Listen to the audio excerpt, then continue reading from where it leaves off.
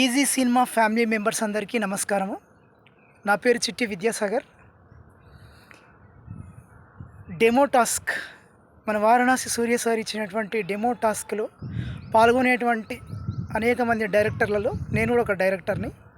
ఈ demo task షూటింగ్ని complete చేసుకునే ఈ పనిలోనే ఈరోజు నేను మా షూటింగ్లో భాగంగా ఉన్నటువంటి ఒక ముఖ్యమైన లొకేషన్ సంజీవయ్య పార్క్ అనే ఒక రైల్వే స్టేషన్ ఉంది, లోకల్ రైల్వే స్టేషన్. ఆ రైల్వే స్టేషన్కి వచ్చి షూటింగ్ కోసం పర్మిషన్ తీసుకుందామని ఇక్కడికి వచ్చాము. ఇక్కడికి వచ్చి మాట్లాడితే ఆ మేడం అన్నారు,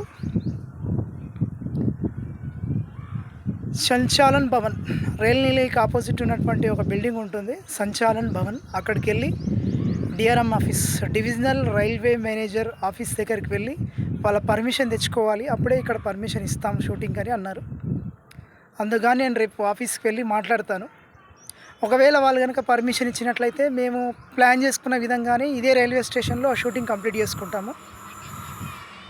ఒకవేళ వాళ్ళు పర్మిషన్ కనుక ఇవ్వకపోయినట్లయితే మేము లొకేషన్ని మార్చి స్క్రిప్ట్లో రైల్వే స్టేషన్ అని ఉంది కదా, దాని బదులుగా బస్ స్టాప్ అని రాసుకుంటాం అన్నమాట. దాని బదులుగా బస్ స్టాప్ అని రాసుకుంటాము, ట్రైన్ బదులు బస్సు అని పెట్టుకుంటాము. స్క్రిప్ట్లో భాగంగా ఇక్కడ మన హీరో ప్రతిరోజు రాత్రిపూట రైల్వే స్టేషన్లో పడుకుంటారనమాట, షెల్టర్ లేక.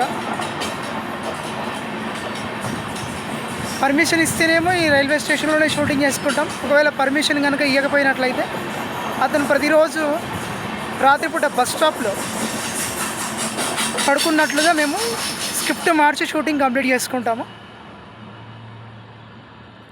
ఇంకా ఎవరైతే కొత్తగా ఈజీ సినిమా ఛానల్లో అప్డేట్స్ ఎవరైతే చూస్తున్నారో, ఎవరైతే అప్కమింగ్ రైటర్స్, డైరెక్టర్స్, ఆర్టిస్టులు, టెక్నీషియన్లు ఎవరైతే సినిమా ఇండస్ట్రీలో ఒక ఉన్నత స్థానానికి ఎదగాలని దృఢ సంకల్పంతో చాలా ఆసక్తిగా ఉన్నారో వాళ్ళందరూ కూడా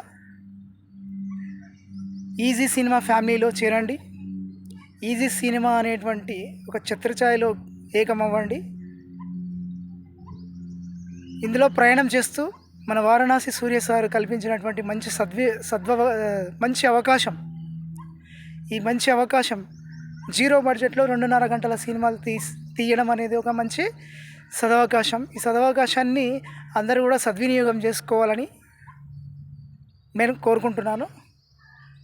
మనమంతా కలిసి ఈజీ సినిమాలో ప్రయాణం చేస్తూ మన లక్ష్యాన్ని మనం సాధించుకుందాం. అందరికీ ధన్యవాదాలు.